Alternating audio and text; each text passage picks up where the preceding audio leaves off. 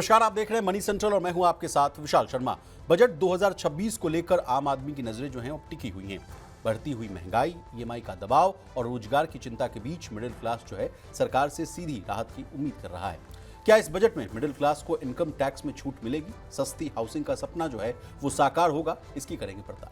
पूरी चर्चा में शामिल होने के लिए हमारे साथ मौजूद हैं हमारे सहयोगी और वरिष्ठ आर्थिक पत्रकार प्रवीण शर्मा सर, आपका मनी सेंटर में बहुत स्वागत है। धन्यवाद विशाल। जब भी बजट आता है, देश के करोड़ों टैक्स पेयर्स के मन में सबसे पहला सवाल यही होता है कि इस बार इनकम टैक्स में क्या बदलेगा। खासतौर पर मिडिल क्लास और सैलरी पाने वाले लोगों ये जानना चाहते हैं कि उनकी जेब पर बोझ कम होगा या नहीं। 1 फरवरी 2026 को पेश होने वाले आम बजट में मिडिल क्लास को राहत मिलेगी या नहीं, इसकी करेंगे पड़ताल। इसके अलावा चर्चा करेंगे डिजिटल गोल्ड की। मार्केट रेगुलेटर सेबी ने पिछले महीने यानी नवंबर में डिजिटल गोल्ड के निवेशकों को जो है एक एडवाइजरी जारी की थी। कहा था कि ये प्रोडक्ट जो है उसके रेगुलेटरी फ्रेमवर्क में नहीं आते। सेबी की चेतावनी के बावजूद इस साल डिजिटल गोल्ड के निवेश यानी जो इन्वेस्टमेंट है उसमें 50% की तेजी आई। क्यों डिजिटल गोल्ड जो है खरीद रहे हैं लोग, इस सवाल का जवाब ढूंढने की कोशिश करेंगे। और अंतिम में चर्चा करेंगे रिच डैड पुअर डैड के लेखक रॉबर्ट कियोसाकी की नई भविष्यवाणी। रॉबर्ट कियोसाकी ने एक बार फिर निवेशकों को चांदी पर जो है फोकस करने की सलाह दी। उन्होंने कहा कि डॉलर टूट रहा है लेकिन सिल्वर 2026 में कमाल करेगा। 2026 में कितना गुना बढ़ेगा भाव, एकदम आसान भाषा में इसको भी डिकोड करने की कोशिश करेंगे। तो चलिए बिना देर किए फटाफट करते हैं मनी सेंट्रल की शुरुआत। बजट 2026 से मिडिल क्लास को क्या मिलने वाला है, ये सवाल जो है हर किसी के मन में। लेकिन बजट 2026 को लेकर सरकार का फोकस साफ दिख रहा है, मिडिल क्लास, नौकरी पेशा और टैक्स पेयर्स। इसके अलावा बजट 2026 में मिडिल क्लास के लिए सबसे बड़ा फोकस इनकम टैक्स पर रहने की संभावना है। खासतौर पर 30% टैक्स स्लैब को लेकर जो है लंबे समय से जो डिमांड उठ रही है। प्रवीण सर, माना जा रहा है कि सरकार 30% टैक्स स्लैब की जो सीमा है, जो डेडलाइन है, उसको मौजूदा जो है 24 लाख से बढ़ाकर 40 से 50 लाख तक कर सकती है। अगर ऐसा होगा तो फिर 12 से 24 लाख सालाना जो है कमाने वाले सैलरीड टैक्स पेयर्स को जो है 5 से 10% तक जो है वो टैक्स बचत हो सकती है। सीधे तौर पर कहें तो सर, हाथ में आने वाली जो आमदनी है वो बढ़ने की बात कही जा रही है और कंजम्पशन को भी जो है सपोर्ट मिलेगा। लेकिन बड़ा सवाल यही है सर कि इस बजट में ऐसा कुछ होगा भी या नहीं। नहीं, बिल्कुल ये उम्मीद इस बात की ज़रूर जो टैक्स पेयर्स का एक बड़ा तबका, सैलरीड का एक बड़ा तबका, इस बात की उम्मीद ज़रूर लगाए बैठे हैं कि पिछले साल सरकार ने जब 2025-26 का जब बजट पेश किया तो उसमें एक बड़ी सौगात दी, 12,75,000 रुपये तक की छूट की जी।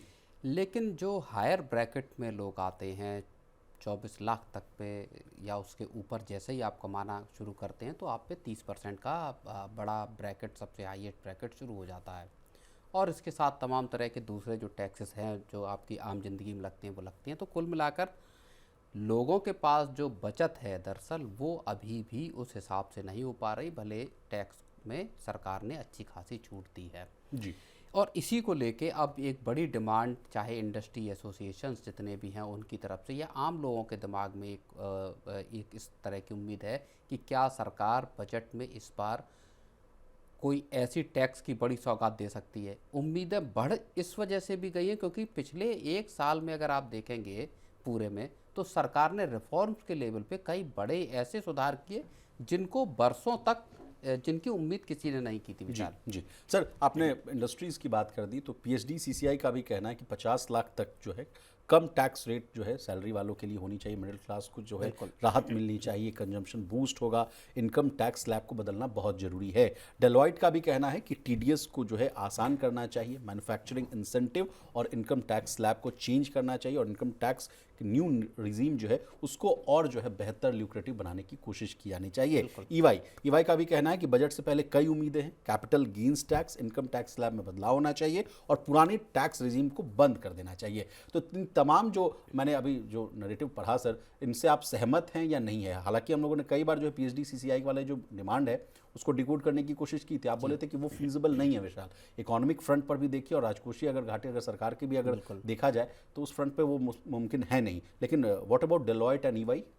नहीं, बिल्कुल देखिए, डिमांड्स या जो एसोसिएशंस हैं या एजेंसीज़ हैं वो अपनी तरफ से ज़रूर इस तरह की कर रही हैं और जाहिर तौर पे अभी भी चाहे जीएसटी के फ्रेमवर्क हो, उसके कंप्लायंस के इश्यूज़ हों, सरकार खुद अपनी तरफ से कोशिश कर रही है कि बड़े, माना ये जा रहा है कि कंप्लायंस के जो एंड पर जीएसटी को लेके भी कुछ बड़े सुधारों का जिक्र हो सकता है बजट में। इसी तरह से इनकम टैक्स में भी कई बड़े सुधार सरकार ला सकती है और इसकी मांग भी की जा रही है। जी। अब जैसे कि कैपिटल गेंस टैक्स है, इसको लेके बवाल पिछले साल से मचा हुआ है, जब मार्केट्स में गिरावट का दौर शुरू हुआ। पूरा एक साल हो गया, 2024 के सितंबर एंड से जब मार्केट गिरे, तो एक बड़ा सवाल सबके जहन में बार बार आया कि क्या इसकी वजह एलटीसीजी और जो एसटीटी और जो शॉर्ट टर्म गेन टैक्स है, इनको लेके जो सरकार ने बदलाव किए हैं, जो बढ़ा दिए टैक्स, उस वजह से क्या विदेशी इन्वेस्टर मार्केट को छोड़ छोड़ के जा रहे हैं। जी। तो ये मसला भी जाहिर तौर पर है। जो जानकार हैं वो ये बार बार कह रहे हैं कि इनको कम किया जाना चाहिए। सरकार इनमें से कितनी चीज़ों को इनकॉर्पोरेट करती है बजट में। हालांकि मेरा ये मानना है कि ये बजट रिफॉर्म वाला बजट विशाल होने वाला है, जहां कुछ और बड़े रिफॉर्म्स की नींव सरकार ऑफ द बजट भी रिफॉर्म कर रही है, और बजट के अंदर भी आपको रिफॉर्म की बड़ी रूपरेखा दिखाई दे सकती है, जिसमें राजीव गाबा की अगुवाई वाली नीति आयोग का जो पैनल है वो एमएसएमई से लेके स्टेट्स के फाइनेंसेस को लेके, वहाँ पे ईज़ ऑफ डूइंग बिजनेस से लेके आम लोगों के ज़िंदगी में टैक्स का बर्डन कैसे, और प्रधानमंत्री मोदी भी इस बात को बोल चुके हैं कि धीरे धीरे टैक्स का बर्डन आपके ऊपर से और कम होगा। जी। तो क्या यहाँ पे इन चीज़ों को कुछ लाया जाएगा। जैसे एक बड़ी बात ये भी चल रही है कि जो पुराने टैक्स रिजीम में जो फ़ायदे मिलते थे जी। आपको, हेल्थ इंश्योरेंस लेने के, या बाकी एटीसी वाले या दूसरे जी, वो है डेटा सर। मैं पहले न्यू टैक्स रिजीम में जो छूट की बात कही जा रही है उस पर आपका ध्यान जो है आकर्षित करना चाहूँगा कि स्टैंडर्ड डिडक्शन की जो बात कही जा रही है कि अभी जो 50,000 है वो हो सकता है कि वो लिमिट जो है बढ़कर 1 लाख भी किया जा सकता है। हेल्थ इंश्योरेंस जो है, जो धारा 80D की तहत जो आई जा रही है, वो कहा जा रहा है कि अभी लिमिट जो है उसको उसके लेकर जो है 25,000 के आसपास है, वो बढ़कर 50,000 हो सकती है। तो इसमें कुल फायदा क्या है, सैलरी क्लास को कहा जा रहा है कि 20,000 से 30,000 सालाना की जो है सीधी बचत जो है अब वो हो सकती है। इसके अलावा सर घर खरीदारों के लिए भी खुशखबरी की बात कही जा रही है। कहा जा रहा है कि घर खरीदना मिडिल क्लास का सबसे बड़ा सपना होता है, और न्यू टैक्स रिजीम में जो है होम लोन ब्याज पर डिडक्शन जो है वो फिर से मिल सकता है। इसकी लिमिट जो है वो बढ़ाकर 3 से 5 लाख तक की जा सकती है, और राहत की बात कही जा रही है कि 2 करोड़ तक के होम लोन पर जो है ब्याज में सब्सिडी या राहत जो है स्कीम लाई जा सकती है। ये इस पॉइंट को आप कैसे देख रहे हैं? ये जो अभी तक जो आप होम लोन लेते हैं उसमें ब्याज की छूट या प्रिंसिपल की छूट, ये सारे पुराने जो टैक्स रजीम है उसमें मिलती है। अगर, और इस चीज़ की मांग भी बहुत लंबे वक्त से की जा रही है कि साहब आप ब्याज चुका रहे हैं, एक टैक्स पेयर होम लोन पे इंटरेस्ट चुका रहा है, उसके साथ ही सरकार को वो टैक्स भी दे रहा है, नई टैक्स रजीम में आना चाहता है। बहुत सारे लोग पुरानी टैक्स रजीम में इस वजह से हैं क्योंकि उनको जो उनके होम लोन है उस पे वहाँ पे उनको डिडक्शन मिलते हैं, चाहे प्रिंसिपल हो अमाउंट हो, चाहे इंटरेस्ट का पोर्शन हो। तो इन चीज़ों को ही पुरानी टैक्स रजीम से अगर, और इसका भी जो डेटा है कि 80% से ज़्यादा लोग अब नई टैक्स रजीम में आ गए जितने टैक्स पेयर हैं। तो अगर सरकार कुछ ये नए जो तो आप कहना चाह रहे हैं कि जो पुरानी टैक्स रिजीम में जो फायदे थे उनको न्यू टैक्स रिजीम में लाने की बात कही जा रही है। बिल्कुल, जैसे जो बड़ी जो चीज़ें हैं, मसलन होम लोन हो गया। होम लोन एक बड़ा कंपोनेंट होता है किसी भी व्यक्ति के जीवन में। घर का कर्ज या घर खरीदना एक बड़ा सौदा होता है, एक बड़ा काम होता है।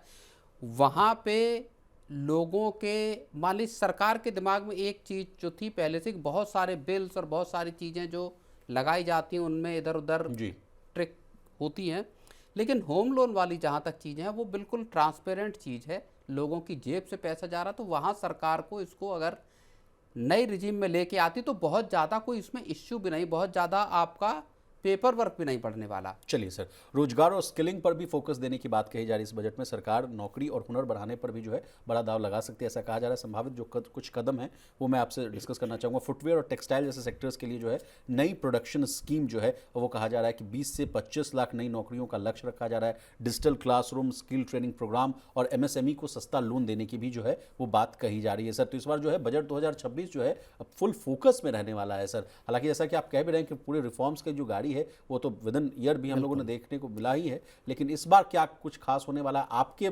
डिमांड्स क्या हैं सर, और आप कैसे देख रहे हैं इस बार के बजट को? मुझे लगता है चाहे फुटवेयर इंडस्ट्री हो, टेक्सटाइल हो, लेदर हो, या इंपोर्ट एक्सपोर्ट वाली हो, एक्सपोर्ट से रिलेटेड पर्टिकुलरली जो इंडस्ट्रीज़ हैं जो US एक्सपोर्ट करती थी और जिनको एक झटका झेलना पड़ा, अब भले सरकार की अमेरिका के साथ ट्रेड डील हो जाए, इसके बावजूद सरकार जो एक्सपोर्टिंग यूनिट्स हैं उनके लिए कुछ प्रभावी कदम उठाने का फैसला बजट में जरूर कर सकती है, ये चीज़ तय है। जी। लेकिन ये जो स्टेप्स हैं, इन स्टेप्स के अलावा मेरी नज़र जो सबसे ज़्यादा रहेगी वो इन्हीं चीज़ों पे रहेगी कि सरकार स्ट्रक्चरली किन सुधारों को यहाँ इस बजट में लेकर आने वाली है।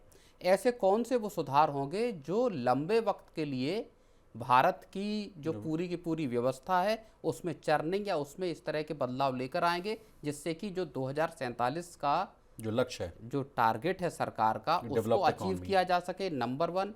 Number 2, ease of doing business को लेकर किस तरह के सुधार होंगे।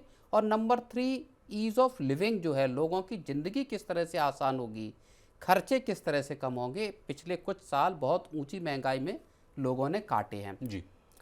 अभी अगर आप सीपीआई इन्फ्लेशन को देख लें तो भले कूल डाउन दिखाई देती है, लेकिन लोगों के बाकी के जो ज़िंदगी के खर्चे हैं, चाहे आवाजाही का खर्चा हो, अभी ट्रेन के किराए बढ़ाने का ऐलान किया गया, जी। चाहे आपका बच्चों की पढ़ाई लिखाई का खर्च हो, ये कुछ ऐसे मद हैं जहां लोगों का सालाना, अगर मैं प्राइवेट सेक्टर की बात करूं या कमाने वालों की, जितना साल में आपकी कमाई नहीं बढ़ रही उससे ज़्यादा ये खर्चे वेज बढ़ रहे ग्रोथ हैं। तो है ही नहीं सर, वो तो एक अजब समस्या ही है। लेकिन सर इसके अलावा सर एक ईपीएफ को मैंडेटरी करने की भी तैयारी की बात सामने आ रही है। बजट 2026 में सरकार जो है ईपीएफ को सभी नौकरी पेशा कर्मचारियों के लिए जो है मैंडेटरी बनाने पर विचार कर सकती है। इसका मकसद साफ है, कहा जा रहा है कि रिटायरमेंट के लिए बचत बढ़ाने की बात होगी, लॉन्ग टर्म फाइनेंशियल सिक्योरिटी देने की बात कही जा रही है और सोशल सिक्योरिटी सिस्टम को और मजबूत करने की बात होगी। सर ईपीएफ वाली जो खबर आ रही है, इसको आप कैसे देख रहे हैं? देखिए, गिग वर्कर्स के लिए ईपीएफ को यानी पीएफ में उनके कंट्रीब्यूशन को करने की सरकार इस चीज़ का वो कर चुकी है।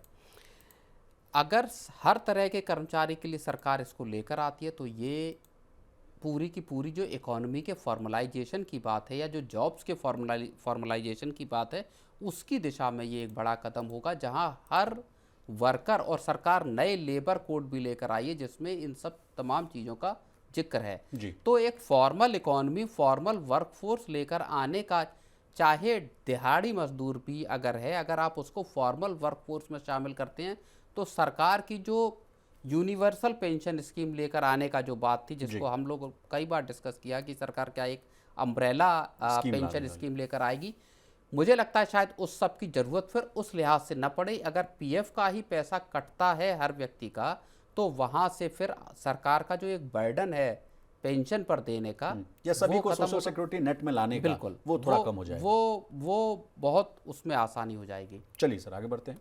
गोल्ड को लेकर जो है भारत में दीवानगी कोई नई बात नहीं है। पहले जहां गहनों के रूप में जो है सोना खरीदा जाता था, अब ये डिजिटल हो गया है, जिसमें ईटीएफ सबसे बेहतरीन ऑप्शन माना जाता है। कुछ लोगों को लगता है कि ईटीएफ ही डिजिटल गोल्ड है, परंतु ये सच्चाई नहीं है। ईटीएफ के रूप में खरीदा गया सोना डिजिटल गोल्ड नहीं होता। युवा वर्ग, जो खासकर जो कम उम्र के लोग होते हैं या डेमोग्राफिक डिविडेंड वाले लोग, उनमें जो है डिजिटल गोल्ड खरीदने का चलन इतनी तेजी से बढ़ा कि कुछ ही महीनों में इसके जो है चौंकाने वाले आंकड़े सामने आए।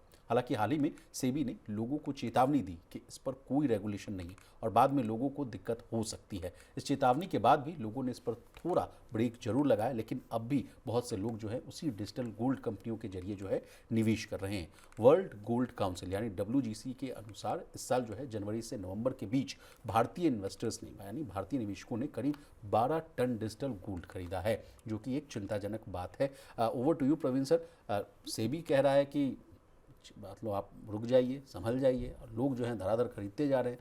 क्या कल भी जो आपने स्टोरी मुझे दी थी करने को सर, जिसमें बात सामने आ रही थी कि BIS को लेकर, BIS जो केंद्रीय बैंक, देश और दुनिया भर के जितने भी जो केंद्रीय बैंकों का बैंक है, जो केंद्रीय बैंक है, उसने भी चेतावनी दी है। उन्होंने भी कहा कि गोल्ड को लेकर देखिए ऐसा कुछ है नहीं, सट्टेबाजी हो रही है, स्पेकुलेशन बहुत हाई है। क्या ये बात समझ नहीं पा रहे हैं हमारे देश के जो इन्वेस्टर्स हैं? मुझको लगता है कि जो डिजिटल गोल्ड के जो डेटा आए हैं, जो बता रहा है कि साल दर साल आधार पर अगर आप देखेंगे तो जनवरी से नवंबर तक 50% डिजिटल गोल्ड में इन्वेस्टमेंट बढ़ा है। और ऐसा तब हुआ है जब सेबी ने साफ तौर पे इस बात की वार्निंग दी है, चेतावनी दी है कि डिजिटल गोल्ड के जो असेट्स हैं या इन्वेस्टमेंट हैं, ये सेबी के रेगुलेशन के बाहर हैं, सेबी द्वारा रेगुलेटेड नहीं है। इसके बावजूद आखिर लोग पैसा लगा क्यों रहे हैं, मसला सबसे बड़ा समझने का ये है। और इसकी एक बहुत बड़ी वजह ये है कि लोगों के अंदर दरअसल जो पिछले, मुझे इसकी जो जड़ समझ में आती है, पिछले 4-5 साल में जिस तरह से लोगों ने मार्केट से पैसा बनाया और उसके बाद एकदम से सप्लाई लाइन कट गई, जैसे जी। रिटर्न की सप्लाई लाइन पूरी तरह से चोक हो गई, मार्केट ठप पड़ गया, लोगों के पैसे फंस गए। तब लोगों को ये समझ में आया कि अब पैसा लगाया कहाँ जाए। गोल्ड की चमक पिछले 1.5-2 साल में ऐसी बिखरी, जब तक सिल्वर लोगों की नज़र में आया तब तक गोल्ड उसके पहले से लोगों के फेवरेट एक इंस्ट्रूमेंट 1-1.5 साल में बन गया।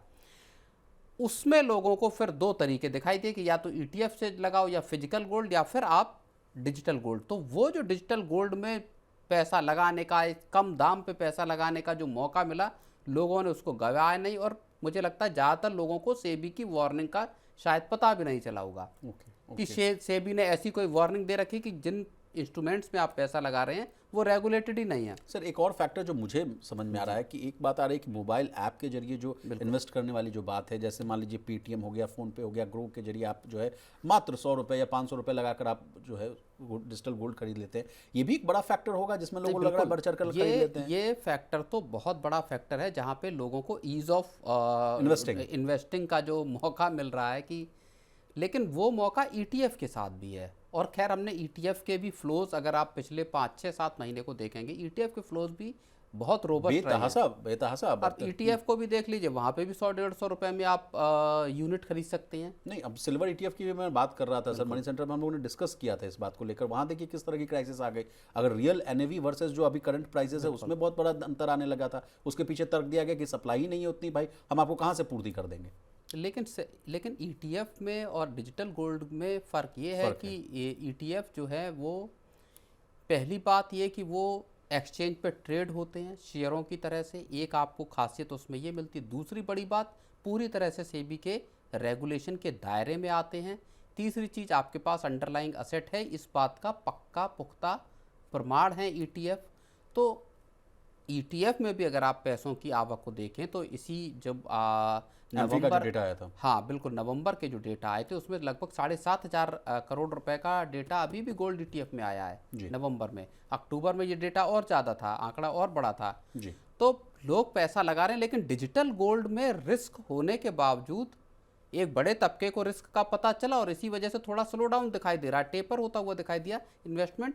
लेकिन बड़े तबके तक मुझे लगता है अभी इस बात की अवेयरनेस नहीं है कि यहाँ आपको बहुत संभल कर, बहुत फूंक फूंक कर पैसा लगाना है। क्योंकि आप सर आप भी कह रहे हैं कि अवेयरनेस नहीं है, तो सेबी की जो चेतावनी है उसको मैं फिर से ऑन स्क्रीन में जो है दोहराने की कोशिश करता हूं। देखिए, डिजिटल गोल्ड अभी पूरी तरह से रेगुलेटेड यानी नियंत्रित नहीं है, ये सेबी का कहना है। यानी इसमें निवेश करने वालों को जो है कानूनी सुरक्षा कम मिलती है। मैं बार बार आपको बता रहा हूँ, अगर किसी ऐप या कंपनी में अगर गड़बड़ी आ जाए तो निवेशक की जो है वो सुरक्षा जो है, उसकी जो सिक्योरिटी है वो तय नहीं है। तो आप सोच कर समझ कर जो है आप इन्वेस्ट करिए। लेकिन सर इस बीच खबर ये आ रही, इसमें एक मसला इस बात का भी है, जब सेबी वार्निंग दे रहा है डिजिटल गोल्ड को के रेगुलेटेड न होने को लेके, तो क्या सरकार और सेबी की इस बात की जिम्मेदारी यहाँ नहीं बनती कि आप जिस एसेट क्लास में लोग बड़े पैमाने पे पैसा लगा रहे हैं, उसको आप खुद ही रेगुलेट करिए, जिसको आप रेगुलेट कर सकते हैं,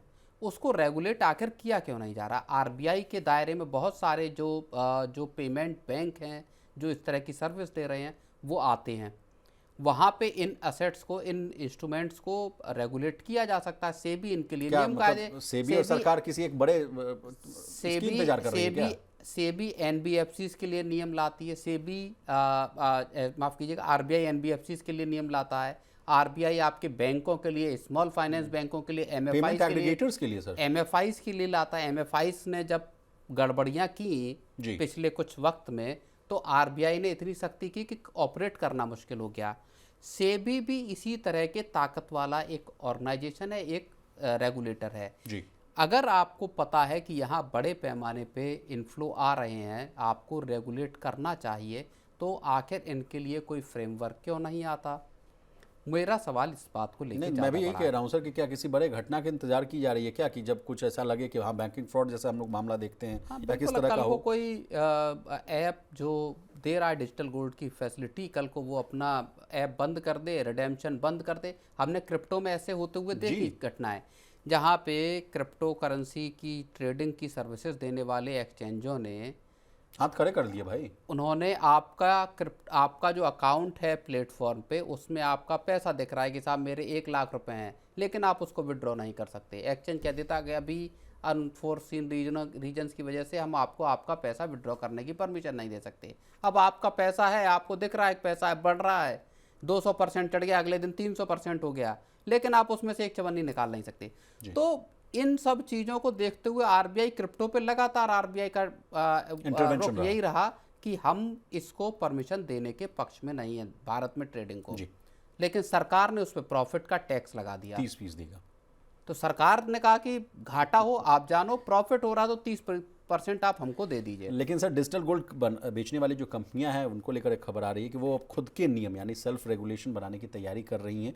ये दिखाना चाह रही हैं कि मतलब जितना डिजिटल गोल्ड बेचा गया है उनके तरफ से, उतना असली सोना जो है सुरक्षित रखा भी गया है। इस कहानी को मैं आपसे ना नहीं, लेकिन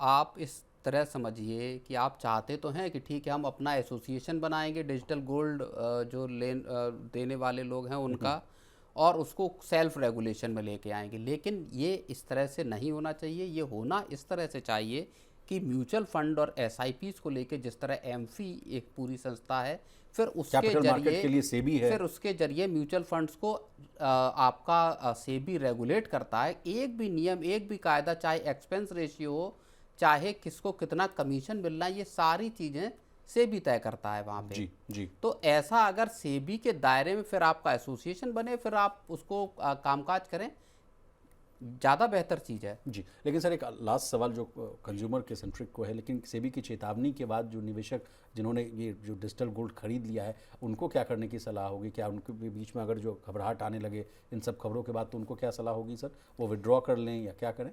नहीं, विड्रॉ करने की सलाह मैं नहीं दूंगा। मैं देखिए ना फाइनेंशियल एडवाइज़र हूँ जो मैं इस बात की सलाह दूं कि आप विड्रॉ कर लीजिए या आप पैसा लगाते रहिए। बट मेरा मानना ये है कि बेहतर तरीका वही है जब आप जानते हैं कि देश में फ्रॉड और इस तरह की साइबर फ्रॉड की समस्याएं गंभीर हैं।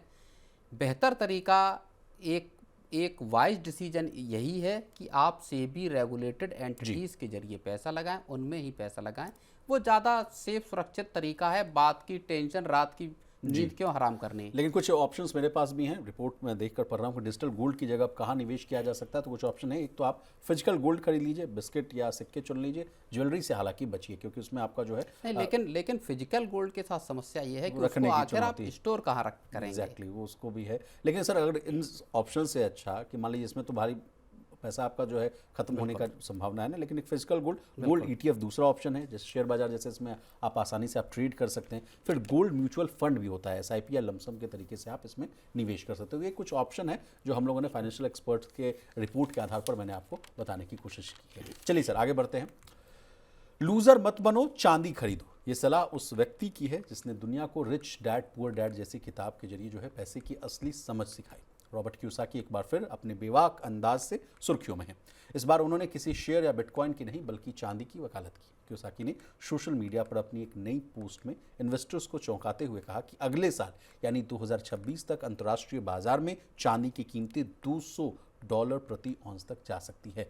फिलहाल जो है चांदी जो है 70-75 के जो लेवल है उसको पार कर चुकी है। यानी इनके हिसाब से देखें प्रवीण सर, तो चांदी का भाव तो साल भर में लगता है करीब 3 गुना हो जाएगा सर।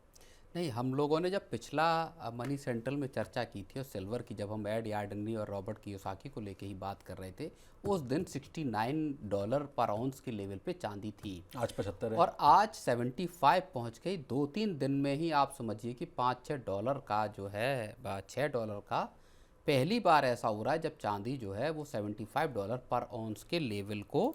सर आज की ताज़ा अपडेट यह है कि चांदी 2,32,000 के पार चला गया। हाँ, एक दिन में 13,117 रुपये महंगा हो गया है। और ये लगातार चौथा 5वां दिन है जब गोल्ड एंड सिल्वर दोनों जो है अपने ऑल टाइम हाई के आसपास हैं। और सोने की बात की जाए तो 1,290 रुपये बढ़कर ये 1,38,000 के लेवल को पार करके चला गया है।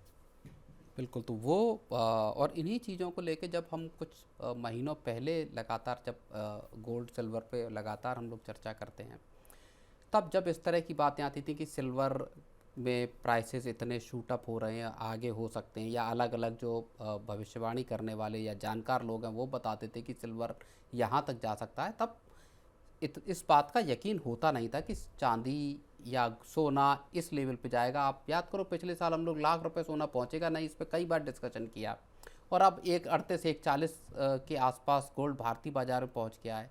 $4500 को क्रॉस कर गया है गोल्ड, और $75 को क्रॉस कर गई है चांदी। और इसी पूरे मौके पे जो बार बार जिन्होंने जिस बात का जिक्र किया है रॉबर्ट कियोसाकी ने कि साहब गोल्ड सिल्वर क्रिप्टो करेंसी ये तीन ही रियल आपके एसेट्स हैं, यही पैसा बनेगा।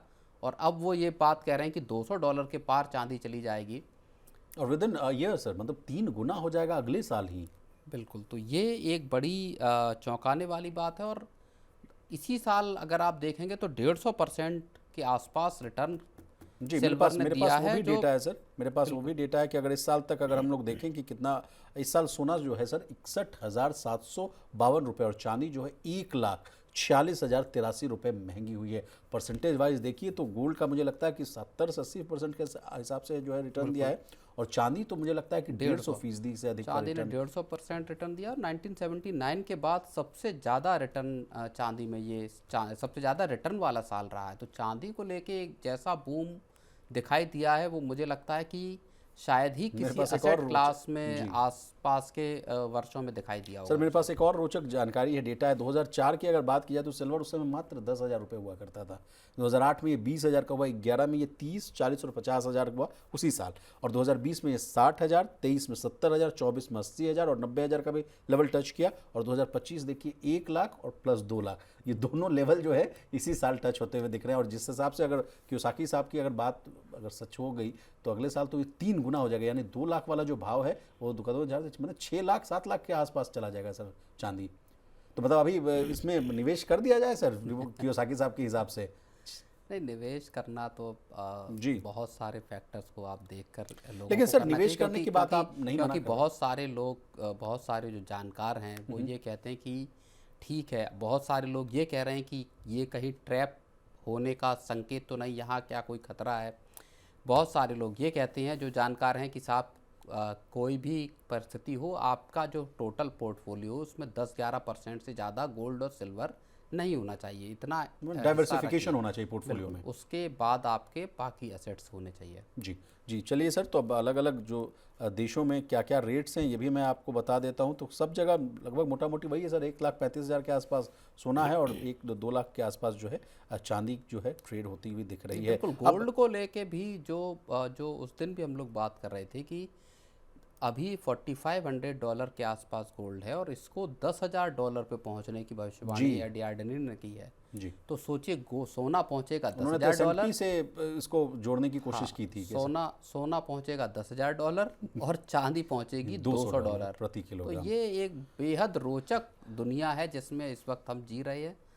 हाल फिलहाल के वक्त में कभी ऐसा देखा नहीं गया कि इतना शार्प। और बहुत सारे मार्क देखिए, अगर आप इस साल बाजार को देखेंगे तो निफ्टी सेंसेक्स ने भी लगभग 10-10.5% का रिटर्न दिया है जी। तो पॉजिटिव नोट के साथ मार्केट्स भी इस साल का अंत करते हुए नजर आ रहे हैं। लेकिन गोल्ड सिल्वर ने outstanding performance. Sir gold silver की बात हो रही तो कल जिस स्टोरी की मैं चर्चा कर रहा था आपसे न्यूज़ रूम में, उसको भी प्लीज़ मैं चाहता हूं कि डिकोड करने की कोशिश की जाए। देखिए, एक तर्क ये दिया जा रहा है बॉस कि डॉलर जो है कमज़ोर हुआ है, इसलिए सोना जो है वो महंगा हुआ है। लेकिन इस बात में पूरी सच्चाई नहीं है, क्योंकि एक डेटा ये भी आ रही है कि यूरो में भी सोना जो है 2025 में 40% से ज़्यादा बढ़ा, और पिछले 2 साल में 90% से ज़्यादा बढ़ चुका है। तो ये जो कहानी है सिर्फ डॉलर की नहीं है, बल्कि पूरे दुनिया में जो है सोने की जो डिमांड है और निवेश करने का जो तरीका है वो बदल चुका है। इस पर आप कुछ ऐड करना चाहेंगे? नहीं, गोल्ड को देखिए खींच रहे हैं दुनिया भर के सेंट्रल बैंक जी, और भारत और चीन की डोमेस्टिक डिमांड या कंज्यूमर डिमांड। ये 2 फैक्टर ऐसे हैं जो जिन्होंने गोल्ड को,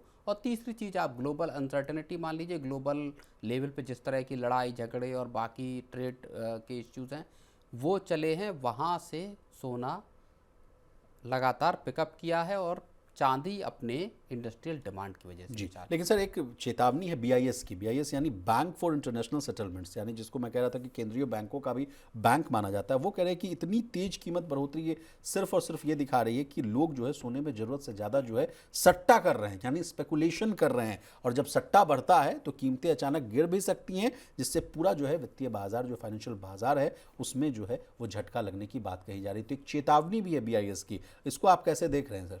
नहीं, मुझे लगता है देखिए ग्लोबल लेवल पर चीज़ें अगर सेटल डाउन हुई अगले 2 4 6 महीने में, 7 8 महीने में, यानी रूस यूक्रेन की जंग रुक जाए, बाकी गल्फ का जो एरिया है जहाँ पे वेस्ट एशिया है वहाँ पे चीज़ें हालात नॉर्मल हो, इजराइल, हमास, बाकी यमन, तो ये जो जंग के माहौल हैं ये ख़त्म हो, दुनिया भर के अलग अलग देशों के साथ, ख़ासतौर पे चीन के साथ अमेरिका की ट्रेड डील और भारत के साथ अमेरिका की ट्रेड डील, इस तरह के जो बड़े ट्रेड को लेके जो मसले चल रहे हैं वो सुलझ जाएं, जी, तो मुझे लगता है कि सोने को लेके लोगों का रुझान कुछ कम हो सकता है। फिर शेयर मार्केट्स का दौर आएगा, फिर वो दौड़ेंगे।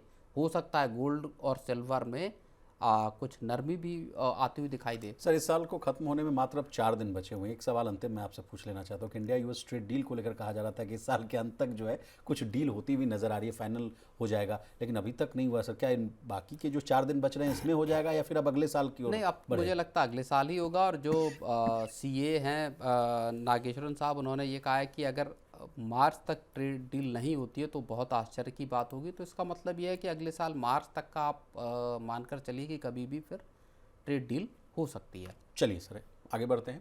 एक समय था जब भारत के हर घर में टीवी जो है सबसे ताकतवर माध्यम हुआ करता था। मैं मीन्स ऑफ कम्युनिकेशन की बात कर रहा हूँ। सुबह की खबर हो या रात का सीरियल, गांव से शहर तक जो है हर आंख जो है वो टीवी स्क्रीन पर जो है टिकी रहती थी। लेकिन अब तस्वीर बदल रही है। लोग जो है स्क्रीन देखना नहीं छोड़ रहे हैं बल्कि टीवी छोड़ रहे हैं। मोबाइल, इंटरनेट और ओटीटी प्लेटफॉर्म ने धीरे धीरे टीवी की पकड़ जो है ढीली कर दी। पिछले 6 साल में करोड़ों घरों ने पेड टीवी से जो है नाता तोड़ लिया। एडवर्टाइजर्स जो हैं वो डिजिटल की ओर भाग रहे हैं और कई मशहूर जो है टीवी जो चैनल है वो बंद हो चुके हैं।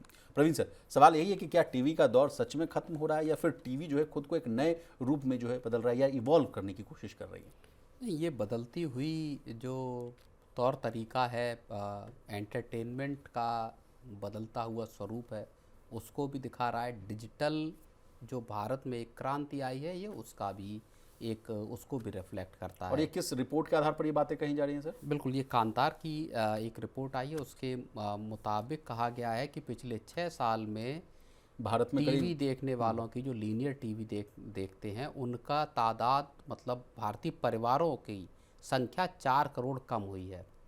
4 करोड़ परिवार ऐसे कम हुए हैं जो जिन्होंने टीवी देखना, और ये ऐसा नहीं कि टीवी देखना बंद किया, यानी स्क्रीन का बदलाव है कि आप टीवी देखना छोड़ के लैपटॉप या मोबाइल स्क्रीन पे आ गए हैं। जी, टीवी देख रहे हैं लेकिन आप पेड टीवी नहीं देख रहे हैं, आप केबल टीवी, डीटीएच इसका इस्तेमाल नहीं कर रहे हैं, आप डिजिटल टीवी को देखने का कंजम्पशन बढ़ा रहे हैं। एक और रिपोर्ट है सर, एक और डेटा है, सॉरी माफ कीजिएगा, 2025 में कहा जा रहा है कि मार्च तिमाही में जहां 70.5 करोड़ लोग टीवी देख रहे थे, वही सितंबर तक ये जो संख्या है वो 68.9 करोड़ रह गई है। और जैसा कि आपने कहा कि कांतार की रिपोर्ट है, तो सर लोग स्क्रीन नहीं छोड़ रहे हैं, बस टीवी छोड़ रहे हैं, ये मामला मुझे समझ नहीं आ रहा है। इसको बड़ा आसान भाषा में समझाइए। क्या आप लोग अपने बस मोबाइल, आईपैड और जो तमाम जो डिजिटल इक्विपमेंट है, लैपटॉप वैपटॉप, उसी पे देख ले रहे हैं क्या? हाँ, देखिए अब इसमें एक और डेटा है कि 31.5 करोड़ भारतीय ऐसे हैं जो अब केवल और केवल डिजिटल, यानी डिजिटल ओनली जो है वो व्यूअर्स हैं, और इसमें 15 साल या उससे ऊपर की आबादी वाले लोगों की तादाद जो है वो 26% है जी। तो ये आंकड़ा 31.5 करोड़ का आंकड़ा बहुत बड़ा आंकड़ा है। जो लोग केवल और केवल डिजिटल मीडियम का इस्तेमाल कर रहे हैं, अब उन्होंने वो केबल, डीटीएच या किसी भी दूसरे माध्यम से टीवी को देखना बंद कर दिया है। टीवी या किसी भी, उसको मोबाइल हो या टीवी को ही कनेक्टेड टीवी हो, इस तरह का जो देखने का तरीका है वो विशाल लेकिन नया बहुत सबसे चलन चौंकानी में आ वाली रहा है। बात ये है कि इनमें से 75% लोग जो हैं वो गांव से आ रहे हैं, गांव में रहते हैं, जबकि टीवी को कहा जाता है कि गांव में जो है सबसे बड़ी ताकत माना जाता है। लोग वहीं बैठ के देखते रहते हैं दिन भर की अपनी टीवी हो गया या न्यूज़ हो गया, तमाम सीरियल्स हो गया, तमाम उनका जो इंटरटेनमेंट का जो साधन है गाँव देहात में वो तो अभी भी टीवी है ना भाई। लेकिन वहाँ भी अगर 75% लोग नहीं देख रहे हैं, इसका मतलब मोबाइल पे कंजम्पशन, मतलब इसका सीधे तौर पर अगर आसान भाषा में समझें तो digital is the new boom boss. बिल्कुल तो है ही नहीं, खत्म है। नहीं, गांव देहात तक भी अब जो रूरल इंडिया है वहाँ पे भी अब असल में आप समझिए कि ब्रॉडबैंड की या इंटरनेट की पहुँच बढ़ी है, और इस वजह से भी लोग डिजिटल ओनली मीडियम की तरफ शिफ्ट होते हुए दिखाई दे रहे हैं। यहाँ पे 30% का जो है वो इजाफा जो है वो दिखाई दे रहा है। तो ये एक बहुत बड़ा बदलाव है जो कि लोगों के एंटरटेनमेंट के बदलते हुए तौर तरीके को दिखाता है। और इससे एक सवाल ये पैदा होता है कि क्या आने वाले वक्त में जो केबल टीवी या डीटीएच, जिन छतरियों को आप याद कीजिए, एक वक्त केबल टीवी थी, उसके बाद जब डीटीएच आई तो उसको सबसे बड़ी क्रांति माना गया।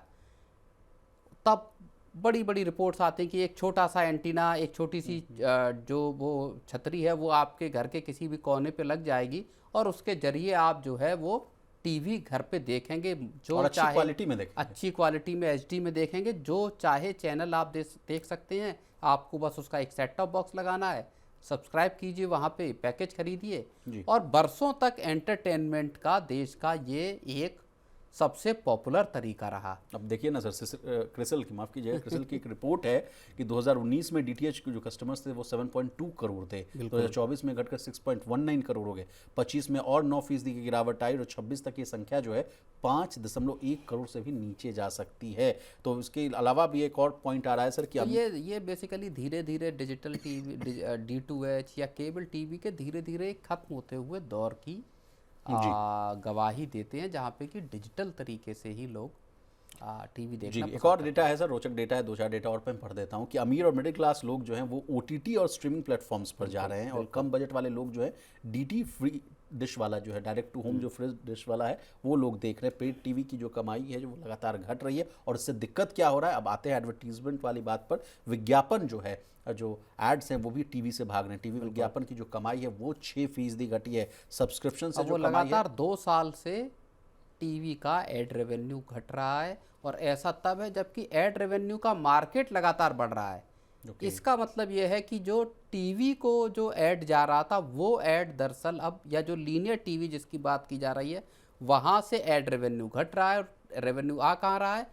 डिजिटल प्लेटफॉर्म पे दरअसल, क्योंकि रेवेन्यू बढ़ रहा है तो वो जहाँ कहाँ रहा है वो डिजिटल प्लेटफॉर्म पे जा रहा है। तो यानी कुल मिलाकर अगर इस स्टोरी को समराइज करें सर, तो डिजिटल की चांदी होने वाली है और टीवी वाले को बिल्कुल डिजिटल, जैसे जैसे मैं वही बात कह रहा हूँ कि आने वाले दौर में हो सकता है डीटीएच या इस तरह की जो व्यवस्थाएं हैं वो हो सकता है एक तरह से धीरे धीरे अप्रचलित हो जाएं।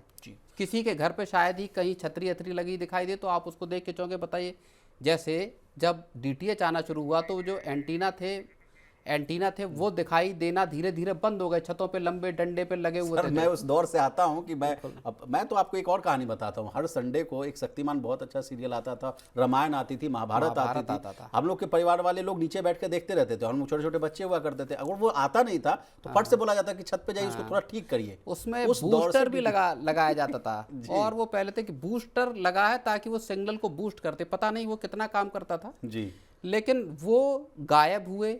फिर केबल आई एंटीना, फिर केबल आई, फिर डीटीएच आई, और अब वो डीटीएच की छतरी जहां दिखेगी ना तो आप ताज्जुब करोगे कि अरे ये कौन सी बला टगी है यहाँ पे। जी।